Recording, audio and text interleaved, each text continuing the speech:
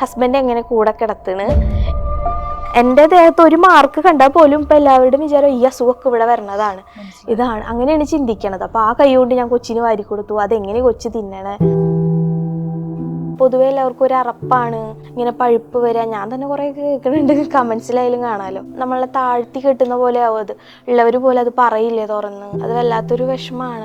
ഇവൻ എനിക്ക് ഇന്നവയേഴ്സ് പോലും അങ്ങനെ ഇടാനൊന്നും പറ്റില്ല. അപ്പം ഞാൻ ഇടാറുമില്ല. ബ്രസ്റ്റിലൊക്കെ ജസ്റ്റ് ഒരു ലംബ് പോലെ വന്നാലുണ്ടെങ്കിൽ കൂടി നമുക്ക് ഭയങ്കര ബുദ്ധിമുട്ടായിരിക്കും. ഒരു കാറ്റ് വീശിയാൽ പോലും ഭയങ്കര പെയിൻ ആയിരിക്കും. അവിടേക്ക് ആണെന്നുണ്ടെങ്കിൽ ഇങ്ങനെ ഒട്ടിപ്പിടിച്ച് കഴിഞ്ഞാൽ ഭയങ്കര ബുദ്ധിമുട്ടാണ്. 4ാമത്തെ സർജറിയിലാന്ന് തോന്നുന്നുണ്ട്. എൻ്റെ കഴുത്ത് ഇങ്ങനെ ഫുള്ള് തുറന്ന് വെച്ചേക്കായിരുന്നു. ശരിക്കൊരു പേഴ്സ് തുറക്കണ പോലെയായിരുന്നു. എൻ്റെ കണ്ണാടി പോലും ഞാൻ നോക്കാറില്ല. ഇപ്പം എൻ്റെ ഫ്രണ്ട്സ് ആയിക്കോട്ടെ, എൻ്റെ കസിൻസ് പോലും വീഡിയോ കോൾ ചെയ്താൽ പോലും ഞാൻ എടുക്കാറില്ല. കുഷ്ഠരോഗമാണ് അങ്ങനെയൊക്കെ പറഞ്ഞ്. അത് ആ പേരൊക്കെ എങ്ങനെ അവർക്ക് പറയാൻ തോന്നുന്നത് എനിക്കറിയില്ല. കാരണം അങ്ങനെ ഒരു അസുഖമുള്ളവരൊക്കെ അവരുടെ മാനസികാവസ്ഥ എന്താണെന്ന് അവർക്കേ അറിയുള്ളൂ. ഞാൻ കേൾക്കാതെ പറഞ്ഞവരുണ്ട്, കേൾക്കാതെ പറഞ്ഞവരുണ്ട്. അതായത് വേറെ ആളോട് പറഞ്ഞത് നമ്മളറിഞ്ഞ്. ഇതൊരിക്കലും കംപ്ലീറ്റ് ചെയ്ത് ക്യൂർ ആവാൻ പറ്റുന്ന ഒരു കണ്ടീഷൻ അല്ല. ചിലതൊക്കെ 8-9 മാസമൊക്കെ എടുത്തിട്ടാണ് ഉണങ്ങാറ്. ചിലപ്പോൾ ഒന്ന് ഉണങ്ങി പോയാലും വീണ്ടും അതിൻ്റെ ഉള്ളിൽ കൂടെ തന്നെ വീണ്ടും വരും. ഈ അഡൾട്ട്ഹുഡിന്റെ ടൈമിൽ ഇത് പുറത്തു വരുന്ന പറയണേ. ശരിക്കും ഒരു ചെറുനാരങ്ങയൊക്കെ കഴുത്തിന് പുറകിലുണ്ടായി എങ്ങനെ ഉണ്ടാവും അതുപോലെ വീർത്തു വന്നു. അതിന് അത്രയും വലിയ സിവിയർ ആവണില്ല. ഇനി ചിലപ്പോൾ ഭാവിയിലാവുമെന്ന് വിചാരിക്കണേ. അയ്യോ, അല്ല, നമ്മളെല്ലാം പ്രതീക്ഷിക്കണമല്ലോ. പേഴ്സണൽ മെസ്സേജസ് ഒക്കെ വരും. ചിലപ്പോൾ ബോയ്സ് ആണ് മിക്കതും, ചിലപ്പോൾ ഗേളിന്റെ പേരായിരിക്കും, പക്ഷെ ബോയ് ആയിരിക്കും. അവരയക്കുന്നത് വെച്ച് കഴിഞ്ഞാൽ എനിക്ക് ഈ അസുഖം ഉണ്ട്, എൻ്റെ ഇങ്ങനെ ഇന്ന സ്ഥലത്താണ് ഉള്ളത്, ഇത് നോക്കിയിട്ട് ഇത് തന്നെയാണോ എന്ന് പറയുമോ എന്നൊക്കെ പറഞ്ഞിട്ട് ഞാൻ ഫോട്ടോ അയക്കട്ടെ, അങ്ങനെയൊക്കെ പറഞ്ഞിട്ട് മെസ്സേജസ് വരാറുണ്ട്. Hello and welcome to movie world. It's me Noorjahan. And ഇന്ന് എൻ്റെ കൂടെയുള്ള ആള് ശരിക്കും പറഞ്ഞാൽ നമുക്കൊരു റോൾ മോഡലായിട്ടൊക്കെ കാണാൻ പറ്റും. ഒരു സർവൈവറാണ് ശരണ്യ. വെൽക്കം. Thank you. ഞാനിങ്ങനെ വീഡിയോസൊക്കെ സത്യം പറഞ്ഞാൽ കുറേ നാളുകളായിട്ട് കാണുന്നുണ്ടായിരുന്നു. അപ്പോൾ എനിക്ക് തന്നെ കണ്ടപ്പോൾ എന്താണ് ഈ ഒരു അവസ്ഥ ഒന്നും മനസ്സിലാവുന്നില്ലായിരുന്നു. ഞാൻ പിന്നെ ചേച്ചിയുടെ ബയോ ഒക്കെ എടുത്ത് നോക്കി ഇൻസ്റ്റയിൽ.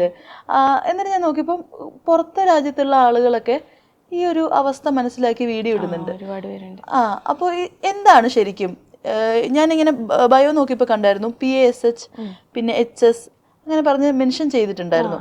ഇത് മൾട്ടിപ്പിൾ രോഗാവസ്ഥയാണോ? ഇത് എനിക്കുള്ളതൊരു സിൻഡ്രോ ആയിട്ടുണ്ട്, പാഷ് സിൻഡ്രോ എന്ന് പറയും അതിന്. അപ്പം അതെന്ന് വെച്ചാൽ പയോഡെർമ ഗാൻഗ്രിനോസം ആക്നെ ഹൈഡ്രഡനൈറ്റിസ് സെപ്പറേറ്റീവ എന്ന് പറയും. അതിൽ ഈ പയോഡെർമ എന്ന് പറയുന്നത് ഒരു കണ്ടീഷനാണ്. പിന്നെ ആക്നെ അറിയാലോ നമുക്ക് ഇത് വരുന്നത്. പിന്നെ ഹൈഡ്രഡനൈറ്റിസ് എന്ന് പറയുന്നതാണ് HS എന്ന് പറയുന്നത്. ഇതൊക്കെ ഒരു ഓട്ടോ ഇൻഫ്ലമേറ്ററി കണ്ടീഷനാണ്. നമുക്ക് ഇങ്ങനെ ഇൻഫ്ലമേഷൻ കൊണ്ട് ഉണ്ടാകുന്ന ഒരു പ്രശ്നമാണ്. പിന്നെ ഫൈബ്രോമയാൽജിയ എന്ന് പറയുന്ന ഒരു ഓട്ടോ ഇമ്മ്യൂൺ കണ്ടീഷനാണ്. അതുപോലെ IBS, അതൊക്കെ വേറെ വേറെ. അതായത് മെയിൻ ഇതിൻ്റെ ഒക്കെ കാരണം എന്ന് പറയുന്നത് ഈ ഇൻഫ്ലമേഷനാണ് ബോഡിയിൽ ഉണ്ടാവുന്നത്. അപ്പോൾ എനിക്കിപ്പോൾ ഒരു 13-14 വർഷത്തോളമായിട്ടാണ് ഇതിൻ്റെ ലക്ഷണങ്ങളൊക്കെ കണ്ടു തുടങ്ങിയത്. അപ്പോൾ എത്ര വയസ്സിലാണ് ഇതിൻ്റെ? ഇത് ഒരു 13-14 വർഷം എടുത്തു. അപ്പൊ ഒരു ടീനേജ് ഒക്കെ ആവുന്നതിന് മുമ്പ് അറിഞ്ഞിരുന്നു? ഇല്ല. എൻ്റെ ഡെലിവറി ഒക്കെ കഴിഞ്ഞ് എനിക്ക് കഴുത്തിന് പുറകിലായിട്ട് നമ്മുടെ ഈ നേപ്പ് ഓഫ് ദ നെക്ക് എന്ന് പറയും, ഈ ഒരു ഏരിയ, ഇവിടെ എനിക്കൊരു സിസ്റ്റ് പോലെ ഉണ്ടായിരുന്നു. അത് എൻ്റെ അമ്മ പറഞ്ഞു ജന്മനാ ഉള്ളതാന്ന് പറഞ്ഞു. പക്ഷെ അന്നേരം ഡോക്ടേഴ്സ് ഒക്കെ പറഞ്ഞു അതങ്ങനെ കുഴപ്പമുള്ളതല്ല. ഇപ്പൊ ഇനി വലുതാവുന്ന സമയത്ത് എന്തെങ്കിലും പ്രശ്നമൊക്കെ ഉണ്ടാവുകയാണ്, ഇത് വലുതായി വരുന്നുണ്ടെങ്കിൽ ഡോക്ടറെ കണ്ടാൽ മതി എന്ന് പറഞ്ഞിട്ടുണ്ടായിരുന്നു. ചെറുപ്പത്തിൽ തന്നെ അതുണ്ടായിരുന്നു? ചെറുപ്പത്തിലേ അതുണ്ടായിരുന്നു. പക്ഷെ അത് പെയിൻഫുൾ ആയിരുന്നോ? ഇല്ല. അവിടെ ഇങ്ങനെ ഒരു മുഴ പോലെ ഉണ്ടായിരുന്നു. വേറെ പ്രശ്നമൊന്നും ഇല്ലായിരുന്നു. എനിക്ക് പിന്നീട് ഈ പറഞ്ഞ പോലെ ഒരു 10-14 വർഷം മുൻപ് എൻ്റെ ലെഫ്റ്റ് അണ്ടർ ആംസിൽ ഒരു തടിപ്പ് പോലെ വന്നു. ഈ ഒരു കുരു എന്നൊന്നും പറയാൻ പറ്റില്ല, ഈ പറഞ്ഞ പോലെ ഒരു സിസ്റ്റ് പോലെ വന്നു. അപ്പോൾ നമ്മൾ സാധാരണ ഈ ചൂടുകാലത്തൊക്കെ അതെ, അപ്പൊ നമ്മൾ വിചാരിച്ചു ഇങ്ങനെ ചൂടുകുരു ആണ് എന്നൊക്കെയാണ് ഡോക്ടർ പറഞ്ഞു. അപ്പൊ നമ്മൾ നോർമലി പോയൊരു സർജനെ കണ്ടു, അതൊരു ലോക്കൽ എക്സിഷൻ ചെയ്ത് കളഞ്ഞു. പക്ഷെ അന്നേരം ചെറിയൊരു അഡ്മിറ്റ് ആവേണ്ട ആവശ്യം അങ്ങനെയൊന്നും ഉണ്ടായിരുന്നില്ല. ഒരു അരമണിക്കൂറത്തെ കാര്യം ഉണ്ടായിരുന്നുള്ളൂ. ജസ്റ്റ് ഒരു എക്സിഷൻ പോലെ ചെയ്തിട്ട് അത് തീർന്നു. പക്ഷെ അപ്പോഴാണ് ശരിക്കും എൻ്റെ ഈ കഴുത്തിലേക്ക് ശരിക്കും ഒരു അവിടെയുള്ള ഒരു സംഭവത്തിന്, അത്രയും വർഷം ഉണ്ടായിരുന്ന ഒരു സംഭവത്തിന് ഒരു ട്രിഗർ വന്നു. ഇത് സ്കിന്നിലേക്ക് ഒരു ട്രോമ പോലെ വന്നിട്ടുണ്ടാവണം. പിന്നെ എൻ്റെ ഈ പാഷ് സിൻഡ്രോമിന്റെ ഞാൻ വായിച്ചതിലൊക്കെ വെച്ചിട്ട് ഈ അഡൾട്ട്ഹുഡിലാണ് ഇതിന്റെ ലക്ഷണങ്ങൾ പുറത്തു വരാന്ന് പറയണേ. അതുവരെ നമ്മുടെ ഉള്ളിൽ ഉണ്ടായിരിക്കും, ഈ അഡൾട്ട്ഹുഡിന്റെ ടൈമിൽ ഇത് പുറത്തു വരുന്ന പറയണേ. അപ്പൊ ഈ എക്സിഷൻ ചെയ്തപ്പോൾ സ്കിന്നിന് ചിലപ്പോൾ ഒരു ട്രിഗർ വന്നിട്ടുണ്ടാവണം. പിന്നീട് എൻ്റെ കഴുത്തിലുള്ളത് ഭയങ്കരമായിട്ട് ബുദ്ധിമുട്ടായി തുടങ്ങി. എനിക്ക് ശരിക്കും ഒരു ചെറുനാരങ്ങയൊക്കെ കഴുത്തിന് പുറകിലുണ്ടായി എങ്ങനെ ഉണ്ടാവും അതുപോലെ വീർത്തു വന്നു. അത് എനിക്ക് കഴുത്ത് കുറേ നാളുകളോളം കഴുത്തൊന്നും ഇങ്ങനെ നിവർത്താൻ പറ്റാണ്ട് ഞാൻ ഒന്നിനും പറ്റാണ്ട് അത്രയും കഷ്ടപ്പെട്ടു. നമ്മൾ ഒരുപാട് ഡോക്ടേഴ്സിനെ കണ്ടു. പിന്നെ ഈ ഒരു ഭാഗം ആയതുകൊണ്ട് തന്നെ എല്ലാവർക്കും ടെൻഷനായിരുന്നു. ഇങ്ങനെ എന്തെങ്കിലും ഇൻഫെക്ഷൻ ആവും, സർജറി ചെയ്യാൻ പറ്റില്ല, സ്റ്റിച്ച് ഇടാൻ പറ്റില്ല, അങ്ങനെ നമ്മൾ കുറേ ഹോസ്പിറ്റലിൽ കയറി ഇറങ്ങി. അങ്ങനെ ലാസ്റ്റ് ഒരു സർജൻ ഇതുപോലെ തന്നെ ഒരു എക്സിഷൻ പോലെ ചെയ്ത് എടുത്ത് കളഞ്ഞു. ഇത് നമുക്ക് കാണിച്ചു തന്നായിരുന്നു. ഒരു മാംസമുള്ള ഒരു സംഭവം പോലെ ഒരു സാധനം അത് കാണിച്ചു തന്നു. സ്റ്റിച്ച് ഇട്ടു. പക്ഷെ ഒരു 2 മാസം ആയപ്പോഴത്തേനും അത് ആ സ്കാർ ഉണ്ടല്ലോ, ആ സ്റ്റിച്ചിന്റെ സ്കാറിന്റെ ഉള്ളിൽ കൂടെ വീണ്ടും പുറത്തേക്ക് വന്നു തുടങ്ങി. ഇങ്ങനെ ഉള്ളിൽ നിന്ന് ഇങ്ങനെ ബൾജ് ചെയ്ത് പുറത്തേക്ക് വന്നു. മുൻപ് ഉണ്ടായ പോലെ തന്നെ ആ ഇത്രയും വലിപ്പത്തിൽ വന്നു തുടങ്ങി. അപ്പോഴും പെയിനും പിന്നെ അതിൽ നിന്ന് ഇങ്ങനെ പഴുപ്പ് വരാൻ തുടങ്ങി. അങ്ങനെ പസ് വന്നു തുടങ്ങിയത് ആ സമയത്താണ്. പിന്നെ വേറെ ഡോക്ടറെ കണ്ട്, അപ്പൊ ആ ഡോക്ടറെ ചെല്ലുമ്പോൾ ആളി ബെറ്റാടി മാത്രമേ തരുന്നുള്ളൂ, നമുക്കിത് വേറെ ഒന്നും ചെയ്യാനില്ല എന്നാ പറയണേ.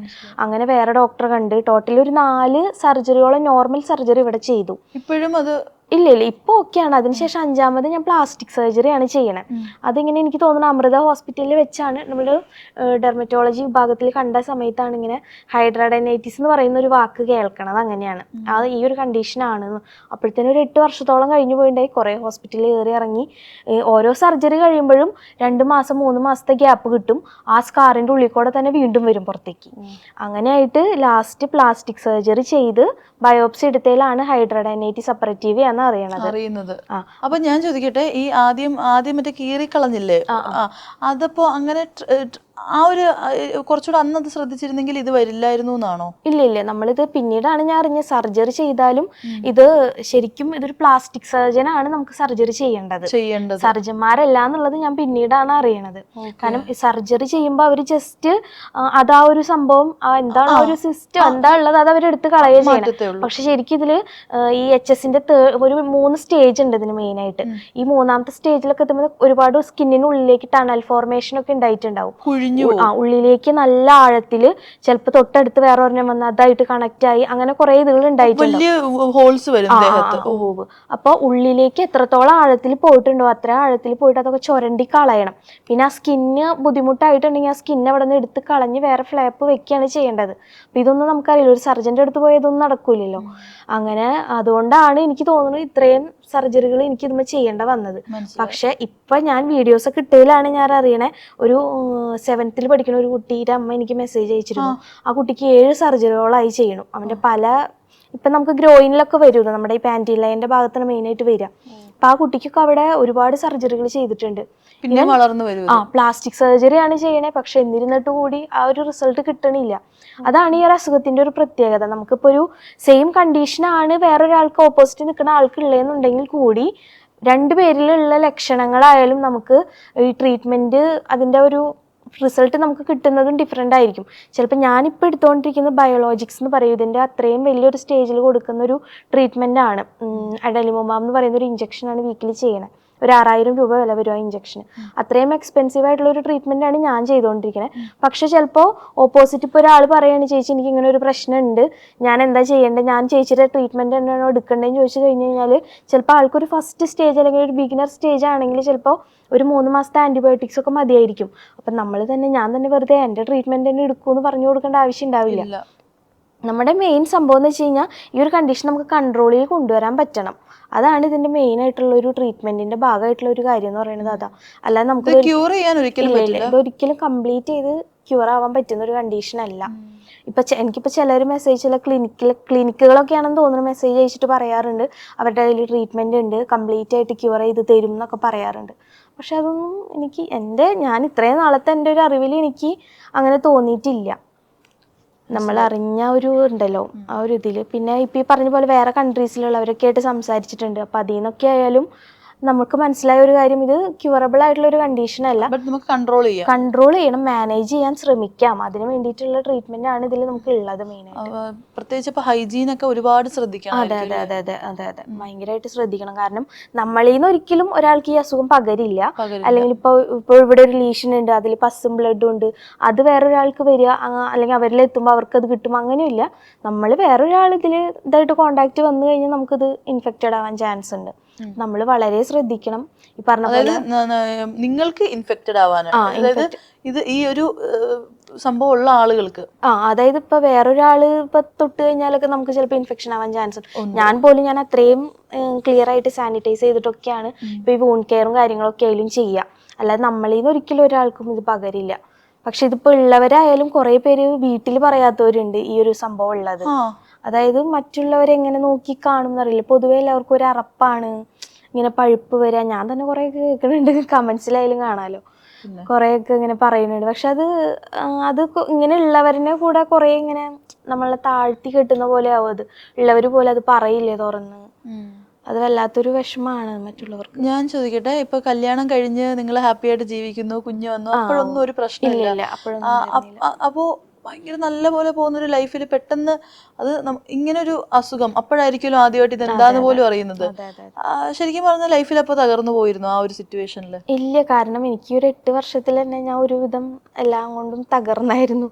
അപ്പൊ ഇതാണെന്ന് അറിഞ്ഞപ്പോ എനിക്ക് പ്രത്യേകിച്ച് ഷോക്ക്. ഡയഗ്നോസ് ചെയ്തത് അപ്പോ 8 വർഷം കഴിഞ്ഞിട്ടാണ്. അതുവരെ നമ്മള് ഈ പറഞ്ഞ പോലെ ആയുർവേദം, ഹോമിയോ അങ്ങനെയുള്ളതെല്ലാം നോക്കിയിട്ടുണ്ട്, സർജറികൾ ചെയ്തിട്ടുണ്ട് കുറെ. പക്ഷെ നമുക്ക് ഒറ്റ റിസൾട്ടും കിട്ടിയിട്ടുണ്ടായിരുന്നില്ല. എനിക്ക് തോന്നുന്നു കാക്കനാട് സൺറൈസിലാണ് എനിക്ക് പ്ലാസ്റ്റിക് സർജറി ചെയ്യണത്. അവിടെ വെച്ചിട്ടാണ് ഇന്ന ഹൈഡ്രാഡൈനൈറ്റിസ് ആണെന്നുള്ളത് അറിയണേ. പക്ഷെ എന്നിട്ടും എനിക്ക് ആ ഒരു സമയത്തും എനിക്ക് വേറെ ഭാഗങ്ങളിലൊക്കെ ഇത് വരാറുണ്ട്. അതായിരുന്നു പക്ഷെ ഏറ്റവും വലുതല്ലേ? അത് ഏറ്റവും വലുത്, ഏറ്റവും ബുദ്ധിമുട്ടിച്ചിട്ടുള്ളത് അതാണ്. വേറെ ബ്രസ്റ്റിലും വേറെ ഭാഗങ്ങളിലൊക്കെ വരുന്നുണ്ടെങ്കിലും നമുക്ക് ഒരു ഭാഗത്ത് ഭയങ്കരമായിട്ട് ഇങ്ങനെ നിൽക്കുമ്പോൾ നമ്മുടെ ശ്രദ്ധ മുഴുവൻ അങ്ങോട്ട് പോകുമല്ലോ. അപ്പോൾ അതിനുശേഷം അന്നേരം പ്ലാസ്റ്റിക് സർജറി ചെയ്ത സമയത്ത് എന്നോട് ഡോക്ടർ പറഞ്ഞിട്ടുണ്ടായിരുന്നു, വേറെ എവിടെ വേണമെങ്കിലും വരാം, പക്ഷെ ഇനി ഇവിടെ വരില്ല എന്ന് പറഞ്ഞിട്ടുണ്ടായിരുന്നു ഈ സർജറി ചെയ്തു കൊടുത്ത്. പക്ഷെ എനിക്ക് മുൻപത്തെ സർജറികളിലൊക്കെ 2 മാസം 3 മാസത്തെ ഗ്യാപ്പ് ആണെങ്കിൽ ഇതിലൊരു 1.5 വർഷമൊക്കെ ഗ്യാപ്പ് ഉണ്ടായി. ഇപ്പൊ ആദ്യം ഇവിടെ വരുന്നുണ്ട്. പക്ഷെ അത്രയും വലിയ സിവിയർ ആവണില്ല. ഇനി ചിലപ്പോ ഭാവിയിലാവുമെന്ന് വിചാരിക്കണേ. അയ്യോ, അല്ല, നമ്മളെല്ലാം പ്രതീക്ഷിക്കണല്ലോ.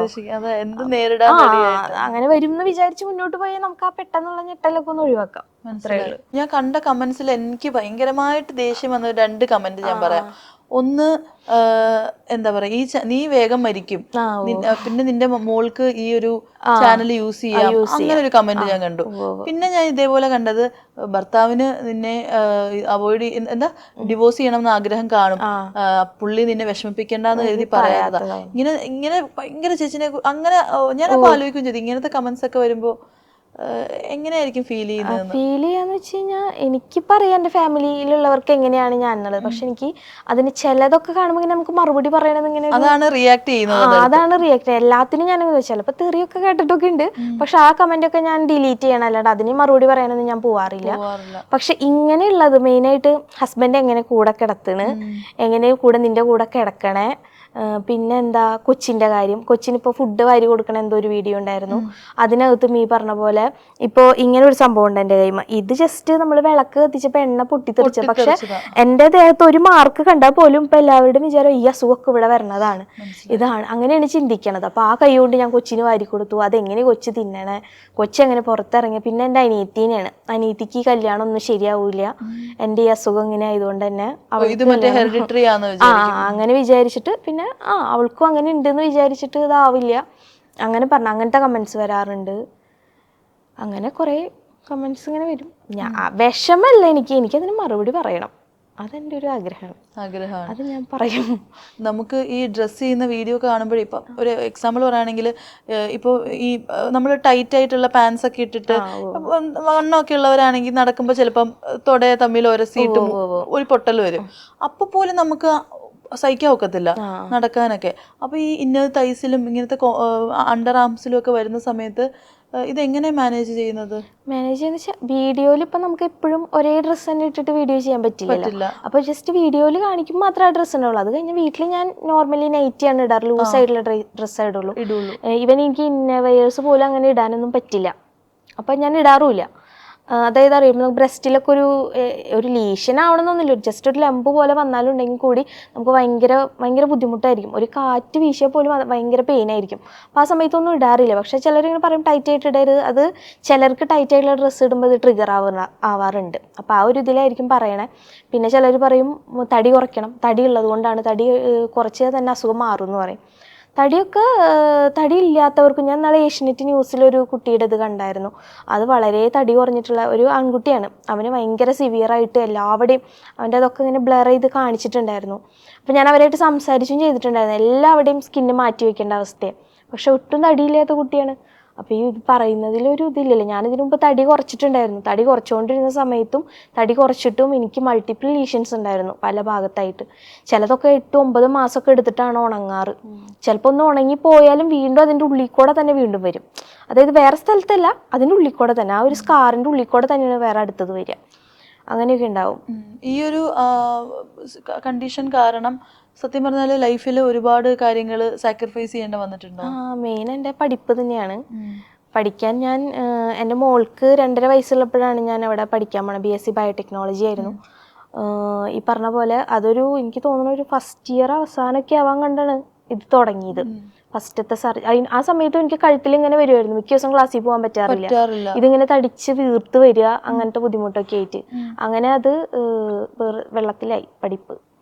അപ്പം ഇനി പഠിക്കണം എന്നുള്ളതൊക്കെയാണ് എൻ്റെ ആഗ്രഹം. പക്ഷേ നമുക്ക് എപ്പോഴും ഇങ്ങനെ ഇതുപോലെയൊക്കെയുള്ള ഡ്രസ്സിങ്ങും കാര്യങ്ങളൊക്കെ വേണ്ട സമയത്ത് എപ്പോഴും നമുക്ക് റെഗുലറായിട്ട് ക്ലാസ്സിൽ പോകാൻ പറ്റില്ലല്ലോ. അപ്പോൾ ഒന്നില്ലെങ്കിൽ അടുത്ത വർഷം അല്ലെങ്കിൽ അടുത്ത പിന്നത്തെ വർഷമെങ്കിലും ഒന്ന് സെറ്റ് ആവണം എന്നാണ് ആഗ്രഹം. ഇപ്പം എനിക്ക് എൻ്റെ ഈ ഇഞ്ചക്ഷൻ 1 വർഷമെങ്കിലും എടുക്കും എന്തെങ്കിലും ഒരു റിസൾട്ട് അറിയണം എന്നുണ്ടെങ്കിൽ. എനിക്ക് തോന്നുന്നു ഇപ്പം എൻ്റെ മുമ്പത്തെ വർഷങ്ങൾ വെച്ച് നോക്കുമ്പോൾ ഇപ്പം കാണുന്നത് വളരെ കുറവാണ് സത്യം പറഞ്ഞാൽ. അപ്പോൾ അടുത്തൊരു വർഷമൊക്കെ ആകുമ്പോഴത്തേനും ശരിയാവുമെന്ന് വിചാരിക്കണം.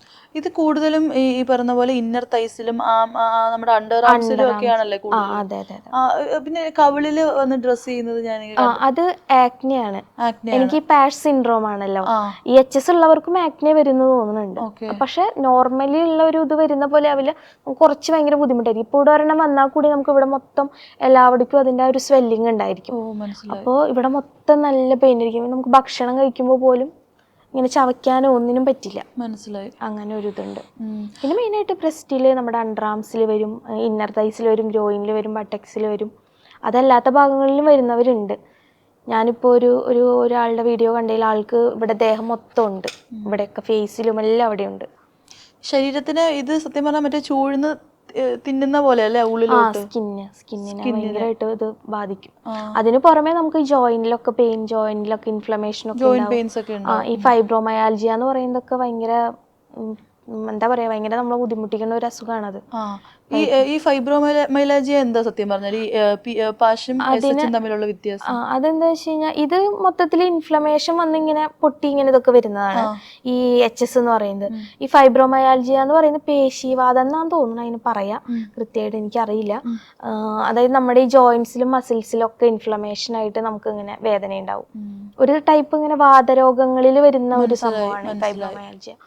അപ്പോൾ അതിന്റെ ഭാഗമായിട്ട് നമുക്ക് ജോയിന്റ്സിലും മസിൽസിലും ഒക്കെ പെയിൻ ഉണ്ടാവും, തലവേദന. ഇതെല്ലാം ഒരേ സമയമാണോ ഡയഗ്നോസ് ചെയ്തത്?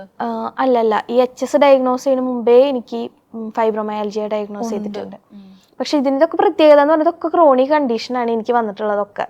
അതായത് നമുക്കതിനൊക്കെ കൺട്രോൾ ചെയ്യാൻ ശ്രമിക്കാന്നേ ഉള്ളൂ. കൺട്രോൾ ചെയ്ത് കൊണ്ടുപോവാൻ ലൈഫ് ട്രീറ്റ്മെന്റ് ഇല്ലാത്ത, അതായത് ക്യൂറബിൾ അല്ല ഒന്നും. വൈ മീ, എന്തുകൊണ്ട് ഞാൻ, അങ്ങനെ എപ്പോഴെങ്കിലും ഫീൽ ചെയ്തിട്ടുണ്ടായിരുന്നു? അങ്ങനെ ആദ്യമൊക്കെ തോന്നിയിരുന്നു. ഇപ്പൊ ഒന്നും ഒക്കെ ആകെ യൂസ്ഡ് ആയി, എനിക്ക് അങ്ങനെ പ്രശ്നമില്ല ഒന്നും. അത് ആദ്യത്തെ സമയത്ത് ആദ്യമൊക്കെ എന്ന് പറഞ്ഞു കഴിഞ്ഞാൽ ശരിക്കും എൻ്റെ ഒരു 8 വർഷമൊക്കെ ഞാൻ ഒരുപാട് കഷ്ടപ്പെട്ടിട്ടുണ്ട്. കഷ്ടപ്പെടാന്ന് വെച്ചാൽ ഞാൻ എന്താ പറയുന്നത്, കണ്ണാടി പോലും ഞാൻ നോക്കാറില്ല. ഫാമിലിയിലോ ഫ്രണ്ട്സിൻ്റെ അടുത്ത് ഒരു ഫംഗ്ഷന് പോവേ അങ്ങനെയൊന്നുമില്ല. ഇപ്പം എൻ്റെ ഫ്രണ്ട്സ് ആയിക്കോട്ടെ, എൻ്റെ കസിൻസ് പോലും വീഡിയോ കോൾ ചെയ്താൽ പോലും ഞാൻ എടുക്കാറില്ല ആ സമയത്ത്. വീട്ടിൽ തന്നെ, വീട് വിട്ടാ ഹോസ്പിറ്റൽ വിട്ടാ വീട്, അല്ലാണ്ട് ഞാൻ ഇങ്ങോട്ടും പോകാറില്ല. ഇപ്പോഴായാലും എനിക്ക് അത്ര അങ്ങോട്ട് ഞാൻ ആയിട്ടില്ല, കുറച്ചൊക്കെ ശരിയായി വരുന്നു മാത്രം. എന്നാൽ പോലും എനിക്ക് അത്ര അങ്ങോട്ട് കംഫർട്ടബിൾ അല്ല. ഇപ്പൊ കൂടിയായാലും ഞാൻ പുറത്തു പോകുമ്പോഴായാലും ഇപ്പൊ ചിലരൊക്കെ വന്ന് കണ്ട് സംസാരിക്കാൻ വരാറുണ്ട്. അപ്പോൾ എനിക്കെന്തോ അയ്യോ ഇനിയിപ്പോൾ എനിക്ക് എന്തെങ്കിലും ഒരു ലീഷൻ ഉണ്ട്. ഇപ്പോൾ ചില സമയത്തൊക്കെ നമുക്ക് ഈ അണ്ടർ ആംസിലൊക്കെ വരുന്നതിന് ചില സമയത്ത് ഇങ്ങനെ സ്മെല്ല് ഉണ്ടാവാൻ ചാൻസ് ഉണ്ട്. പിന്നെ എനിക്ക് തോന്നിയിട്ടുള്ളത് വല്ല ഇൻഫെക്ഷനൊക്കെ ആവണ ഒരു ടൈമിലൊക്കെയാണ് സ്മെല്ല് കൂടുതലായിട്ട് അങ്ങനെ ഫീൽ ചെയ്യാം. അപ്പോൾ നമ്മൾ ജസ്റ്റ് അടുത്തോടെ പോയാൽ പോലും അടുത്ത ഓപ്പോസിറ്റ് നിൽക്കുന്ന ആൾക്ക് എന്തായാലും സ്മെല്ല് കിട്ടും, അത് ഉറപ്പാണ്. അപ്പോൾ അതൊക്കെ കാരണം എനിക്ക് ഭയങ്കര ഒരു ബുദ്ധിമുട്ടാണ്. എനിക്ക് ചില സമയത്ത് എൻ്റെ വീട്ടുകാരെ അടുത്ത് പോലും എനിക്ക് അങ്ങനെ തോന്നാറുണ്ട്, ഇനിയിപ്പോൾ അവർക്ക് ബുദ്ധിമുട്ടാവോ, അവർക്കത് അങ്ങനെ ഒരു വിഷമമാണ് എനിക്ക്. അപ്പോൾ അതൊക്കെ നമ്മളുടെ ഏറ്റവും കൂടുതൽ എനിക്ക് തോന്നുന്നത് ഈ ഫൈബ്രോമയാൽജി HS ഒക്കെ മെൻ്റലിയും കൂടെ നമ്മളെ ബാധിക്കുന്ന ഒരു അസുഖമാണ്. എനിക്ക് ഫൈബ്രോമയാൽജിയെ ഡയഗ്നോസ് ചെയ്ത സമയത്ത് തൃശ്ശൂർ മെഡിക്കൽ കോളേജിലായിരുന്നു. അപ്പോൾ ആ ഡോക്ടർ എന്നോട് ഫസ്റ്റ് പറഞ്ഞത് എൻ്റെ ഫാമിലിയോട് സംസാരിക്കണമെന്നും പിന്നെ അന്ന് തന്നെ പറ്റുന്നുണ്ടെങ്കിൽ ഒരു സൈക്കോളജിസ്റ്റിനെ കാണാനാണ് പറഞ്ഞത്. പിന്നെ അതല്ല, നമുക്ക് ഇങ്ങനെ പെയിനാണ്, എപ്പോഴും വേദനയാണ്. വേദന എന്ന് പറഞ്ഞാൽ ദേഹം മൊത്തം വേദന, മസിൽസും ജോയിൻസ് എന്ന് പറയുമ്പോൾ നമ്മളുടെ ഈ നക്കിൾസ് ഇങ്ങനത്തെ സംഭവങ്ങളൊക്കെ ഉണ്ടല്ലോ, ഇവിടേക്കൊക്കെ പെയിനുണ്ട്. നമുക്ക് ഭക്ഷണം കഴിക്കുന്നതിനായാലും വേദന, എഴുതുമ്പോഴായാലും കുറച്ച് എഴുതാ, അങ്ങനെ ഗ്യാപ്പ് ഇട്ടിട്ടൊക്കെ ഓരോന്നും ചെയ്യാൻ പറ്റുള്ളൂ. ഈ ജോയിന്റ് പെയിൻസ് ഒക്കെ ഉണ്ടല്ലോ, എല്ലിനുള്ള വേദനകളൊക്കെ ചെറുപ്പത്തിലെ ശരിക്കും ഫീൽ ചെയ്തിട്ടുണ്ടായിരുന്നോ സ്കൂളിൽ പഠിക്കുന്ന സമയത്തൊക്കെ? ഇല്ല, എനിക്ക് അങ്ങനെ ചെറുപ്പത്തിലുള്ളതായിട്ടൊന്നും ഓർമ്മയില്ല. എനിക്ക് പറഞ്ഞ പോലെ ഒരു 10-15 വർഷമായിട്ട് എനിക്ക് ഈ പഠിക്കാൻ പോകുന്ന സമയത്താന്ന് തോന്നുന്നുണ്ട്, രാവിലെ എഴുന്നേൽക്കുമ്പോൾ ഒരു ബുദ്ധിമുട്ടുണ്ടായിരുന്നു. എഴുന്നേറ്റ് പെട്ടെന്ന് അങ്ങനെ നടക്കാനൊന്നും പറ്റിയിരുന്നില്ല.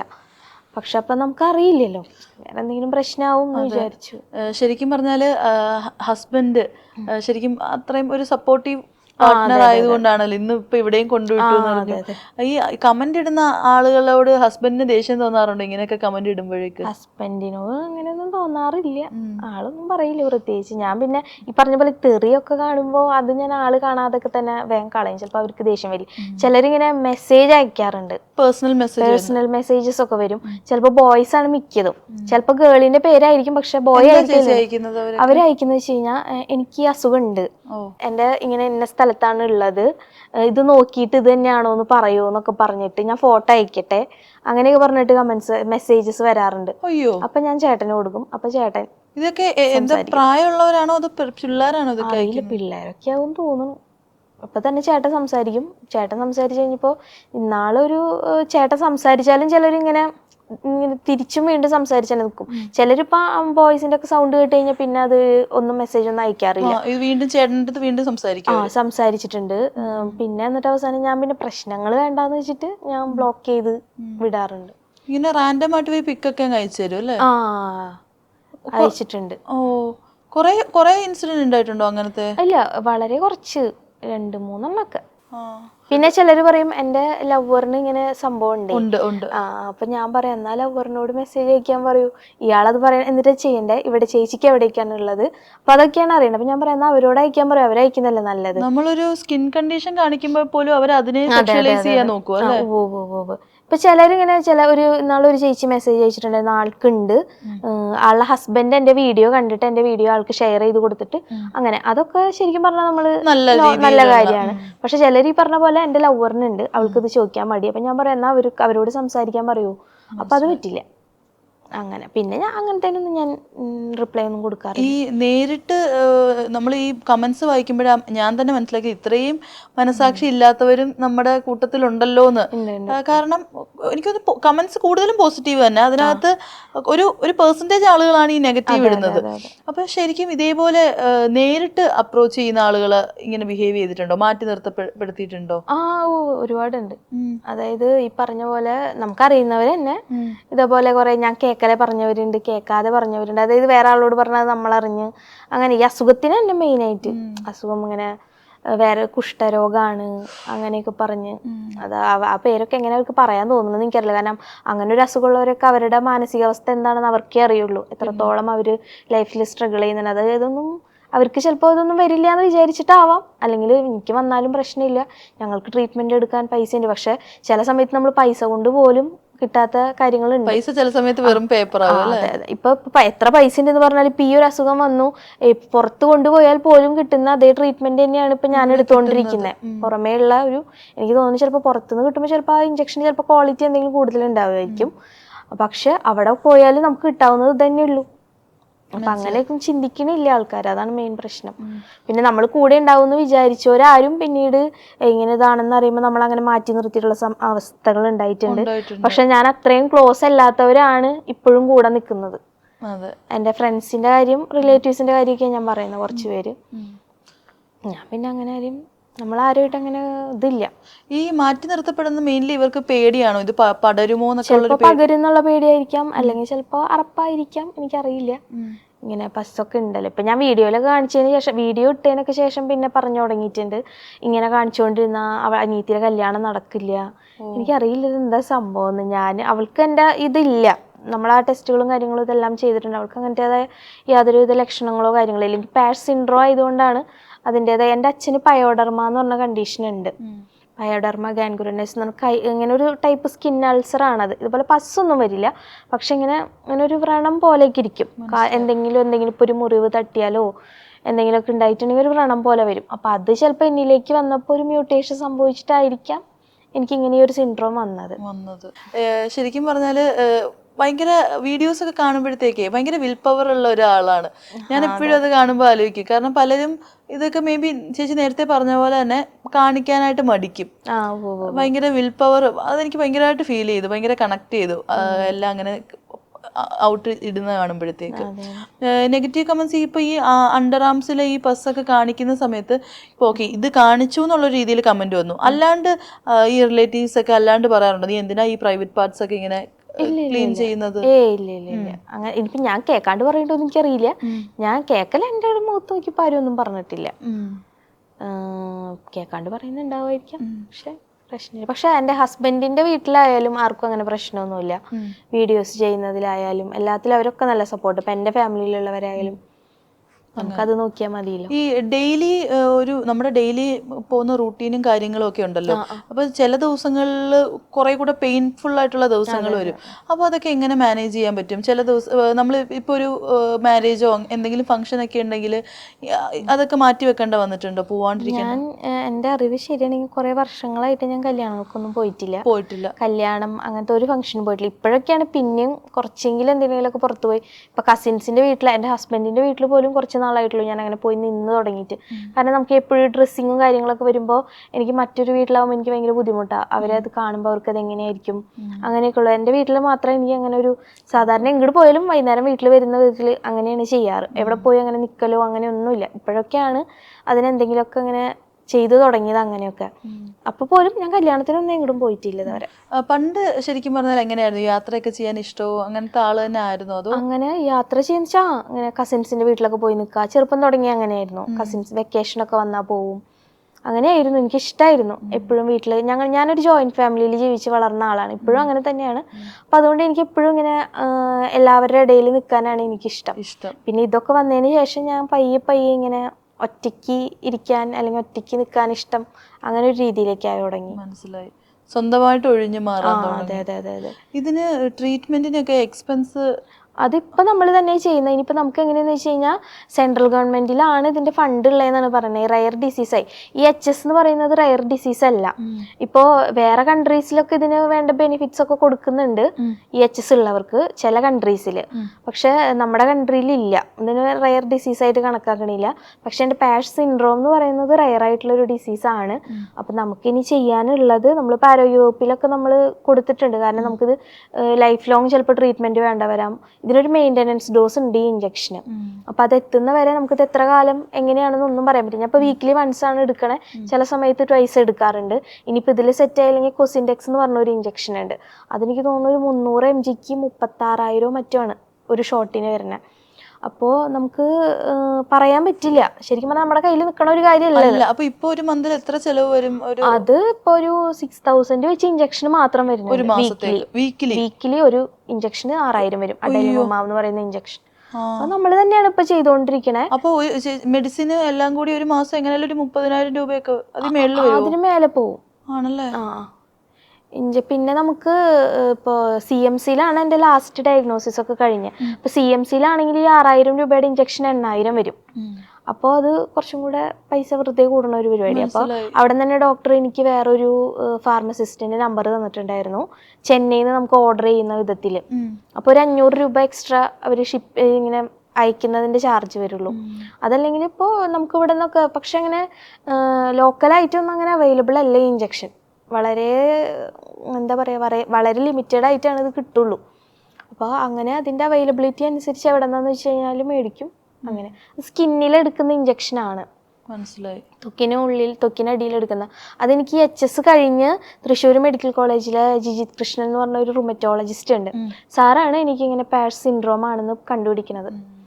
ഈ ഡയഗ്നോസ് ചെയ്ത സമയത്തുണ്ടല്ലോ, ഡെലിവറി ഒക്കെ കഴിഞ്ഞ് ചെയ്ത സമയത്ത് ഇപ്പൊ ഉള്ള ഒരു മാനസികാവസ്ഥയല്ലല്ലോ ആ സമയത്ത്. അപ്പൊ കുഞ്ഞും ചെറുതല്ലേ, മോൾക്കപ്പൊ എത്ര വയസ്സ് കാണും? ഈ ലാസ്റ്റ് പ്ലാസ്റ്റിക് സർജറി അല്ല, ഇത് ഡയഗ്നോസ് ചെയ്ത സമയത്ത് ഡയഗ്നോസ് ചെയ്തത് ഈ 2023 അങ്ങാണ്ടാന്ന് തോന്നുന്നു. ആദ്യം ഈ ഒരു കഴുത്തിന്റെ സർജറി ഒക്കെ ചെറിയ കുട്ടിയായിരുന്നു മോള്. അപ്പൊ ഭയങ്കര, പക്ഷെ ഈ പറഞ്ഞ പോലെ ജോയിന്റ് ഫാമിലി ആയ കാരണം മോളുടെ കാര്യങ്ങളൊക്കെ അവര് നോക്കിക്കോളും. ഞാൻ ചിലപ്പോ ഒരിടത്ത് കിടന്നാ അവിടെ കിടക്കും, അങ്ങനെയായിരുന്നു. ഈ സ്ഥിരമായിട്ട് ഇത്രയും പെയിൻഫുൾ ആയിട്ടുള്ളൊരു സംഭവമൊക്കെ വരുമ്പോഴത്തേക്ക് മിക്കവർക്കും മനസ്സിന്റെ കരുത്ത് മൊത്തവും പോകുന്നത് ആ സമയത്താണ്. പല മോശം ചിന്തകളൊക്കെ അവർക്ക്, അതായത് പൊട്ട ചിന്തകളൊക്കെ അവർക്ക് വരുന്ന ആ സമയത്താ. അങ്ങനെ ഒരു സൈക്കിൾ ഉണ്ടായിരുന്നു ചില സമയത്തൊക്കെ തോന്നാറുണ്ട്, ഇപ്പോഴും ചില സമയങ്ങളിൽ തോന്നാറുണ്ട്. ഇല്ലാന്ന് പറഞ്ഞാൽ അത് കള്ളാവും. ശരി, നമുക്ക് അത്രയും ഈ വേദന ഇങ്ങനെ വരുന്ന സമയത്ത് ഭയങ്കര ബുദ്ധിമുട്ടാണ്. അപ്പോൾ ചില സമയത്ത് അത്രയും സ്ട്രെസ് വരും. എനിക്ക് സ്ട്രെസ് കൂടുമ്പോഴാണ് എനിക്ക് വല്ലാതെ ട്രിഗർ ആവും. എനിക്ക് അപ്പോഴാണ് ഈ ഫ്ലെയറപ്സ് കൂടുതൽ ഉണ്ടാവണത്. അപ്പോൾ സ്ട്രെസ് കുറയ്ക്കാൻ ഞാൻ പരമാവധി നോക്കാറുണ്ട്. എനിക്കിഷ്ടമുള്ള കാര്യങ്ങളൊക്കെ ചെയ്യും. സിനിമകൾ കാണും, എനിക്കിങ്ങനെ പഴയ സിനിമകളൊക്കെ കാണാൻ ഭയങ്കര ഇഷ്ടമാണ്. പിന്നെ ഈ പറഞ്ഞ പോലെ മേക്കപ്പ് റിലേറ്റഡ് വീഡിയോസൊക്കെ കാണാൻ ഭയങ്കര ഇഷ്ടമാണ്. അപ്പോൾ അങ്ങനത്തെ കാര്യങ്ങളൊക്കെ ചെയ്യും. അങ്ങനെ സ്ട്രെസ് കുറയ്ക്കും. ഫുഡൊക്കെ കഴിക്കാൻ നേരം ഇങ്ങനെ ലിമിറ്റേഷൻസ് ഉണ്ടോ? നമുക്കൊരു ആന്റി ഇൻഫ്ലമേറ്ററി ഡയറ്റ് ആണ്. എല്ലാം ലിമിറ്റ് ചെയ്ത് കഴിക്കുക, കൺട്രോൾ ചെയ്ത് ബാലൻസ് ആയിട്ടുള്ള ഒരു ഡയറ്റ് ഫോളോ ചെയ്യണം. അങ്ങനെ പിന്നെ വെയിറ്റ് എന്ന് പറയാനായിട്ട് അങ്ങനെ ഒരു ഡയറ്റ് ഫോളോ ചെയ്യുന്നത് കൊണ്ടാണ് ഞാൻ ഇപ്പോഴും എൻ്റെ ട്രീറ്റ്മെന്റ് വെച്ച് നോക്കുമ്പോൾ ഇപ്പൊ വെയിറ്റ് ഇതിൽ ഇരട്ടി ആവേണ്ടതാണ്. പക്ഷെ അങ്ങനെ ഇത് മാനേജ് ചെയ്ത് കൊണ്ടുപോകുന്നത് കൊണ്ട് മാത്രം അതിന് മുകളിലേക്ക് പോയി. സൈഡ് എഫക്ട്സ് ഉണ്ടല്ലേ വെയിറ്റ് ഗെയിനിന്റെ? ഇഞ്ചക്ഷന് ഭയങ്കരമായിട്ട് സൈഡ് എഫക്ട്സ് ഉണ്ട്. ഇപ്പൊ ഈ പറയുന്ന ഈ ബയോളജിക്സ് ഉണ്ടല്ലോ, ഇഞ്ചക്ഷന് നമ്മുടെ ഇമ്മ്യൂണിറ്റി കുറയ്ക്കും. അത് മെയിനായിട്ട് ഈ അസുഖത്തിന് നമുക്ക് ഇമ്മ്യൂണിറ്റി വളരെ കുറവായിരിക്കും. ഈ ഇഞ്ചക്ഷൻ ഒന്നും കൂടെ അത് കുറയ്ക്കും. അപ്പൊ നമുക്ക് കുറച്ച് ശ്രദ്ധിക്കണം. ചിലപ്പോൾ അടുത്തോടെ പോകുമ്പോഴേക്കും ഓരോരോ അസുഖങ്ങൾ ഇങ്ങനെ വരും. അതെനിക്കിപ്പോൾ ഉണ്ട്. എനിക്കിപ്പോൾ അടുത്തോടെ പോകുമ്പോഴേക്കും ഇങ്ങനെ പെട്ടെന്ന് പനി വരിക, അങ്ങനത്തെ പ്രശ്നങ്ങളൊക്കെ ഉണ്ട്. അങ്ങനെ ശ്രദ്ധിച്ച് അഡ്ജസ്റ്റ് ചെയ്ത് കൊണ്ടുപോകണം, അല്ലെങ്കിൽ ബുദ്ധിമുട്ടാണ്. പുറത്തിറങ്ങുമ്പോഴത്തേക്ക് എപ്പോഴും മാസ്ക് ഒക്കെ അങ്ങനെയല്ല, അങ്ങനെ ഇപ്പൊ ഹോസ്പിറ്റലൊക്കെ പോകുമ്പോൾ ശ്രദ്ധിക്കാറുണ്ട്. വേഗം ഇമ്മ്യൂണിറ്റി കുറവായിരിക്കും, കുറയ്ക്കും, ഒന്നും കൂടെ കുറയ്ക്കും നമ്മുടെ ഇമ്മ്യൂണിറ്റി പവറിനെ ഈ ഇഞ്ചക്ഷൻ. അങ്ങനെ ഒരു പ്രശ്നമുണ്ട് ഇതിന്. അപ്പൊ ഇതിന്റെ ഒരു മെയിൻ്റെനൻസ് ഡോസ് എത്തുന്നവരെ നമ്മൾ ഇതിങ്ങനെ തുടരണം. ഈ ഹെൽത്ത് കണ്ടീഷൻസ് ഞാൻ ആദ്യമേ പറഞ്ഞിട്ടുണ്ടായിരുന്നു, ഞാൻ ഇത് സെർച്ച് ചെയ്ത് നോക്കിയപ്പോഴൊന്നും വേറൊരു മലയാളീനെയോ ഈവൻ ഒരു ഇന്ത്യനെ പോലും ഞാൻ അങ്ങനെ കണ്ടില്ല. അപ്പോൾ ഈ ഒരു ഹെൽത്ത് കണ്ടീഷൻ ഞാൻ എൻ്റെ വീഡിയോ ആയിട്ട് എൻ്റെ ഓഡിയൻസിനും കൂടെ കാണിക്കാം, അവർക്കൊരു അവയർനെസ് കൊടുക്കാം എന്ന് തീരുമാനിച്ചത് എപ്പോഴായിരുന്നു? അത് ഈ പറഞ്ഞ പോലെ ജസ്റ്റ് എനിക്ക് തോന്നുന്നത് എൻ്റെ ഫസ്റ്റ് വീഡിയോ എൻ്റെ ഈ ഇവിടുത്തെ പുതിയതൊരെണ്ണം വന്നിട്ട് അതിങ്ങനെ ക്ലീൻ ചെയ്യുന്നൊരു വീഡിയോ ആയിരുന്നു. ആ വീഡിയോ ഞാൻ ജസ്റ്റ് ചുമ്മാ ഇട്ടതാണ്. ചുമ്മാ ഇട്ട് കഴിഞ്ഞപ്പോൾ എനിക്ക് കുറേ മെസ്സേജസ് വന്നു. ഈ സെയിം കണ്ടീഷനുള്ളവര് ഒരുപാട് പേരുണ്ടെന്ന് പറഞ്ഞിട്ട് വന്നു. അന്നേരം ഒന്നും എനിക്കറിയില്ല, എൻ്റെ അറിവിൽ ഇത് എനിക്ക് മാത്രമേ ഉള്ളൂ. അങ്ങനെ ഇത് ഉള്ളവരുണ്ടെന്ന് ഈ പറഞ്ഞ പോലെ ഞാനൊരു വീഡിയോസും കണ്ടിട്ടില്ല അവിടെ. അപ്പോ ഈ മെസ്സേജസ് കണ്ടപ്പോഴാണ് എനിക്ക് മനസ്സിലായത് ഇതുള്ള ഒരുപാട് പേരുണ്ടെന്ന്. കുറെ പേര് ഫോട്ടോസ് ഒക്കെ അയച്ചു തന്നു, അവരുടെ ഉള്ള ഫോട്ടോസൊക്കെ. അതൊക്കെ കണ്ടപ്പോ എനിക്ക് എന്റെ ഒന്നും അല്ലാന്ന് എനിക്ക് തോന്നി സത്യം. പിന്നെ ചെറിയ കുട്ടികളൊക്കെ ഉണ്ടായിരുന്നു ഇതുള്ളവർ. സ്കൂളിൽ പഠിക്കുന്നവരൊക്കെ സ്കൂളിൽ പോകാൻ പറ്റാണ്ട്, കോളേജിൽ പോകാൻ പറ്റാണ്ട്, ജോലിക്ക് പോകാൻ പറ്റാണ്ടിരിക്കുന്നവര്. അപ്പൊ എന്റെ പോലെ തന്നെയുള്ള ഒരുപാട് പേരുണ്ടെന്ന് എനിക്ക് അപ്പോഴാണ് മനസ്സിലായത്. അപ്പം അങ്ങനെയാണ് ഞാൻ പിന്നീട് തുടർന്ന് ഇതിനെക്കുറിച്ചുള്ള വീഡിയോസൊക്കെ ഇടാൻ തുടങ്ങിയത്. പിന്നെ അതുപോലെ ഫൈബ്രോമയാൽജിയനെ കുറിച്ച് ഇട്ടപ്പോഴായാലും അതുള്ളവർ ഒരുപാട് പേരുണ്ട്. ഒക്കെ ഈ മെന്റലി ഒരുപാട് ബാധിച്ചിട്ട് ഇരിക്കുന്നവരാണ് അവരെല്ലാവരും.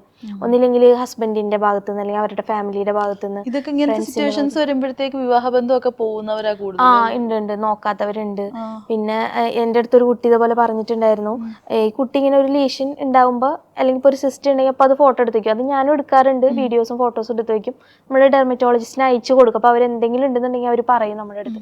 അപ്പോൾ ഈ കുട്ടി ഇങ്ങനെ ജസ്റ്റ് ഇതിൻ്റെയൊക്കെ എടുത്ത ഫോട്ടോസ് എടുത്ത് വെച്ചിട്ടുണ്ട്. അപ്പോൾ ഇത് ഹസ്ബൻഡ് ഹസ്ബൻഡിന് അയച്ചു കൊടുത്തപ്പോൾ ഹസ്ബൻഡ് പറഞ്ഞു, ഇനി ഇത് അയക്കരുത്, എനിക്ക് ഭക്ഷണം പോലും കഴിക്കാൻ പറ്റണില്ല ഇത് കണ്ടിട്ടെന്ന് പറഞ്ഞു. അപ്പോൾ അതൊക്കെ ആൾക്ക് ഭയങ്കര വിഷമായി. പിന്നെ അതുപോലെ നമ്മുടെ ട്രീറ്റ്മെൻറ്റ് ഭയങ്കര എക്സ്പെൻസീവ് ആണല്ലോ. ഇപ്പോൾ ആൻറ്റിബയോട്ടിക്സ് ആയാലും ഇവർ നമുക്കിവിടെ തേക്കുന്ന ക്രീമുകൾ കാര്യങ്ങളൊക്കെ നല്ല എക്സ്പെൻസീവാണ്. അപ്പോൾ ഇനി നീ തന്നെ ജോലിക്ക് പോയിട്ട് അതിനുള്ള പൈസ ഉണ്ടാക്കിക്കോ എന്നൊക്കെ പറഞ്ഞിട്ടുള്ളവരുണ്ട്. അപ്പോൾ അങ്ങനെയുള്ളവരെ എനിക്കറിയാം. അതുപോലെ തന്നെ വീട്ടിൽ പറയാൻ മടിച്ചിട്ടുള്ളവരുണ്ട്, സ്വന്തം അച്ഛനമ്മോട് പോലും പറയാൻ മടിയുള്ളവരുണ്ട്, നേഴ്സായിട്ടുള്ളവരുണ്ട്.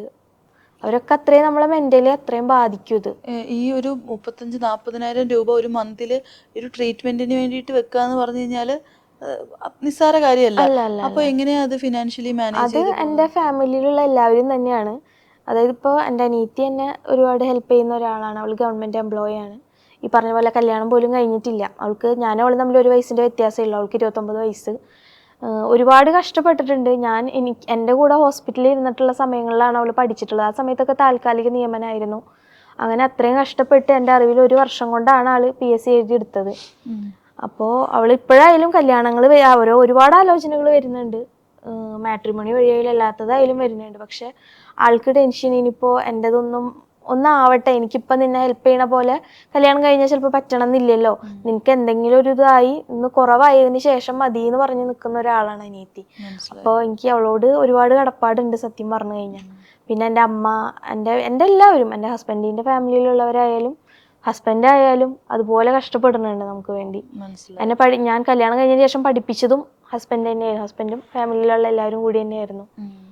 ഇതുപോലെ ഒരു കമന്റ് ഒരു പെണ്ണിട്ടിട്ടുണ്ടായിരുന്നല്ലോ, ഞാനൊരു ഗർഭിണിയാ, ഇത് കണ്ടിട്ട് എനിക്ക്.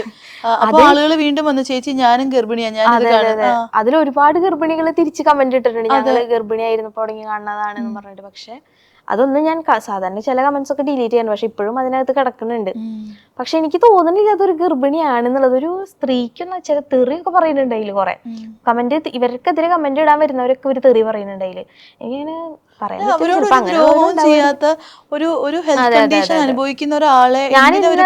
എന്റെ ഒരു വീഡിയോയിൽ പോലും നിങ്ങൾക്ക് വീഡിയോ ഇഷ്ടമാണെങ്കിൽ ലൈക്ക് ചെയ്തോളൂ, സബ്സ്ക്രൈബ് ചെയ്തോളൂ, ഫോളോ ചെയ്തോളൂ എന്നൊന്നും ഞാൻ എല്ലാവരും പറഞ്ഞിട്ടില്ല. കാരണം നമുക്കറിയാം ഇത് ഇങ്ങനെ മെയിൻ ആയിട്ട് ഇങ്ങനെ ഒരു അവയർനെസ്സിനുള്ള ഒരു ഇതാണ്. അപ്പൊ എല്ലാവർക്കും അത് ഇഷ്ടപ്പെടണം എന്നില്ല. പിന്നെ അപ്പോ അത് സ്കിപ്പ് ചെയ്യാനും ഈ പറഞ്ഞ പോലെ ബ്ലോക്ക് ചെയ്യാനൊക്കെ ഉള്ള ഓപ്ഷൻ ഉണ്ട്. പക്ഷെ ഇതൊന്നും ചെയ്യില്ല. ഇതൊന്നും ചെയ്യേണ്ട, വീഡിയോ ഫുള്ളി ഇരുന്ന് കാണും, കണ്ടിട്ടാണ് കമന്റ് ഇടുന്നത്. എന്നിട്ട് നമ്മൾ അതിനൊരു റിപ്ലൈ കൊടുത്താലും അപ്പോൾ അതിലപ്പോൾ ഭയങ്കരമായിട്ട് ട്രിഗറായി പിന്നെ അതിന് പിന്നാലെ ഇങ്ങനെ തീവണ്ടി പോലെ കമന്റ് ഇട്ടുകൊണ്ടിരിക്കും. പിന്നെ ഞാനങ്ങനെ ആദ്യമൊക്കെ 1-2 റിപ്ലൈ ഒക്കെ കൊടുക്കും, പിന്നെ അങ്ങനെ കൊടുക്കാറില്ല. പിന്നെ ബാക്കി വരുന്നവരൊക്കെ കൊടുത്തോളും. അപ്പോൾ അവർ കൊടുത്താലും അവരെയും കുറേ തെറി പറയാം. എന്നിട്ട് അവരെൻ്റെ അടുത്തൊന്ന്, ചേച്ചി അവരിങ്ങനെ പറഞ്ഞാൽ തന്നെ ഞങ്ങൾ തിരിച്ച് പറഞ്ഞാൽ ഞാൻ അത് സാരില്ല. എന്നിട്ട് എന്നോട് പറഞ്ഞു അതേപോലെ തന്നെ ആ സ്ത്രീ തന്നെ എനിക്ക് മെസ്സേജ് അയച്ചിരുന്നു, എനിക്ക് നിങ്ങൾക്ക് വേണ്ടി അവർ വന്ന് കമന്റ് ഇടണേ, നിങ്ങൾ അവരോടൊക്കെ പറയുന്ന ഒന്നും പറയില്ലേ എന്നൊക്കെ പറഞ്ഞു. അങ്ങനെയൊക്കെ പറഞ്ഞു എന്ന് പറഞ്ഞായിരുന്നു. ഞാൻ അതിനൊന്നും റിപ്ലൈ കൊടുക്കാൻ പോകുന്നില്ല. കമന്റ്സിലൂടെ നേരിട്ട് ഒന്നും ജീവിക്കാൻ പറ്റാത്ത അവസ്ഥയിൽ ഇവര് വന്ന് കമന്റ് ഇടുന്നു.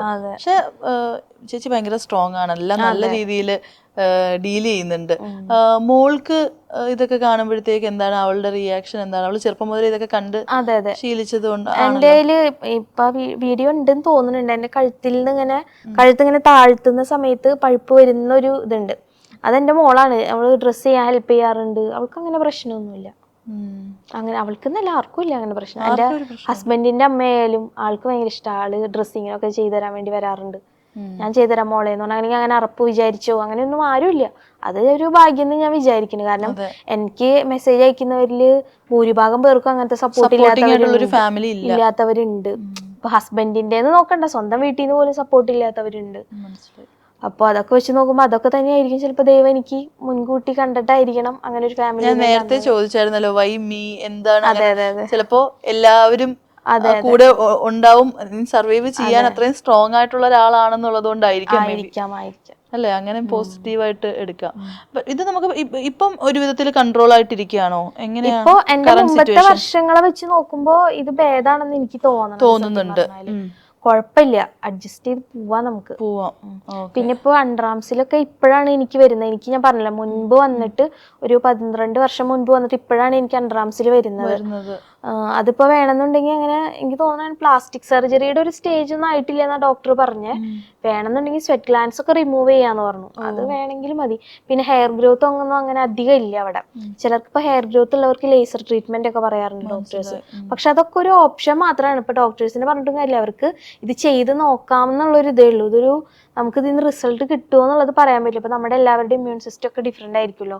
ഇതിപ്പോ ചിലപ്പോൾ എനിക്ക് വർക്ക് ആവണത് വേറൊരാൾക്ക് വർക്ക് ആവണമെന്നില്ല, വേറൊരാൾക്ക് വർക്ക് ആവണത് എനിക്ക് വർക്ക് ആവണമെന്നില്ല. അങ്ങനെയാണ് ഇതിന്റെ ഒരു പ്രത്യേകത. ഈ നമ്മളിപ്പോ എവിടെങ്കിലും എന്തായാലും ഫുൾ ടൈം വീട്ടിലിരിക്കാൻ പറ്റില്ല, എന്തെങ്കിലും ആവശ്യങ്ങൾക്കൊക്കെ ഒന്ന് ഔട്ട്സൈഡ് പോകേണ്ടി വരുമല്ലോ. അപ്പൊ ഈ സത്യം പറഞ്ഞാൽ നമുക്കൊക്കെ ഈ ഒരു മുറിവുണ്ടെങ്കിൽ അതിൽ സ്കിന്ന് ഒരഞ്ഞു കഴിഞ്ഞാൽ ഭയങ്കര ബുദ്ധിമുട്ടായിരിക്കും, വേഗം ഒട്ടിപ്പിടിക്കും. അപ്പോ ഒരു സ്ഥലത്തൊക്കെ പോയിട്ട് തിരിച്ചു വരാൻ ഉള്ള താമസമൊക്കെ എടുക്കുമല്ലോ, അപ്പൊ അങ്ങനത്തെ ബുദ്ധിമുട്ടുകൾ ഉണ്ടാവാറുണ്ടോ? ഉണ്ടാവാറുണ്ട്. ചില സമയത്ത് ഇങ്ങനെ പറിച്ചൊക്കെ എടുക്കേണ്ടി വരാറുണ്ട്. തുണി ഒട്ടിപ്പിടിക്കത് തുണിയല്ല, ഡ്രസ്സിങ് ചെയ്തിട്ടുള്ളതുണ്ടല്ലോ, ആ ഗോസൊക്കെ വെക്കുമ്പോഴായാലും അതിങ്ങനെ ഒട്ടിപ്പിടിച്ചു പോകും ചില സമയത്ത്. പക്ഷെ ചില ഭാഗങ്ങളിലൊക്കെ നമ്മൾ ഇങ്ങനെ കണ്ടിന്യൂസ് ആയിട്ട് അങ്ങനെ ഡ്രസ്സ് ചെയ്യാൻ പറ്റാത്ത ഭാഗങ്ങളുണ്ട്.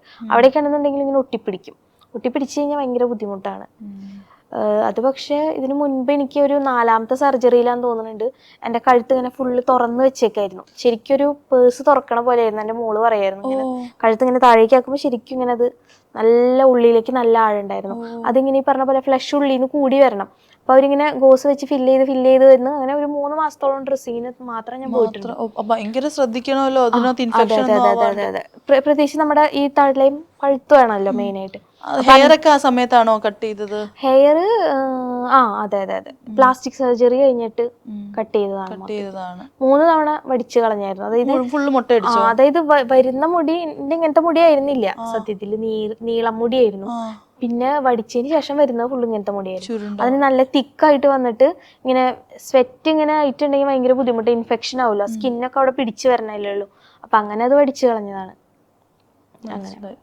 അപ്പം എന്തായാലും നമുക്കറിയാം ക്യൂറബിൾ അല്ലാന്ന്, ബട്ട് അത്രയും അത് കൺട്രോൾ ചെയ്ത് കൊണ്ടുവരാൻ പറ്റുന്നുണ്ട്.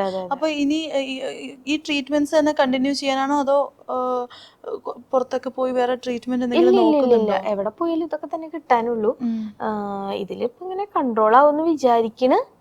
ആയില്ലെങ്കിൽ കൂടി എനിക്ക് പ്രശ്നമില്ല, അതിന്റെ കൂടെ അങ്ങോട്ട് മുന്നോട്ട് പോവാണ്.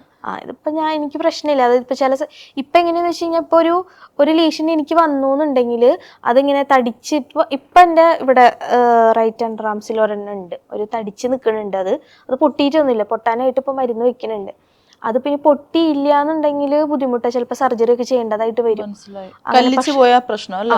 സർജറി ചെയ്താലും നമുക്ക് ആ സർജറി ചെയ്യുന്ന ഒരു സ്കാർ ഉണ്ടായാൽ തന്നെ ചിലപ്പോൾ ഒരു ട്രിഗർ ആവും അവിടെ. അത് ചിലപ്പോൾ അതിൻ്റെ ഉള്ളിൽ നിന്ന് വീണ്ടും പുതിയത് ഉണ്ടാവാനുള്ള ചാൻസ് ഉണ്ട്. അപ്പൊ അങ്ങനത്തെ കുറെ പ്രശ്നങ്ങളുണ്ട്. അപ്പൊ അതെന്തായാലും നേരിടാൻ തയ്യാറാണ്, നമുക്ക് നേരിടാണ്ട് വേറെ വഴിയില്ല. അതെ, എന്തായാലും ഈ ചേച്ചി ഇതുപോലെ തന്നെ സ്ട്രോങ് ആയിട്ട് മുന്നോട്ട് പോകണം. Thank you so much.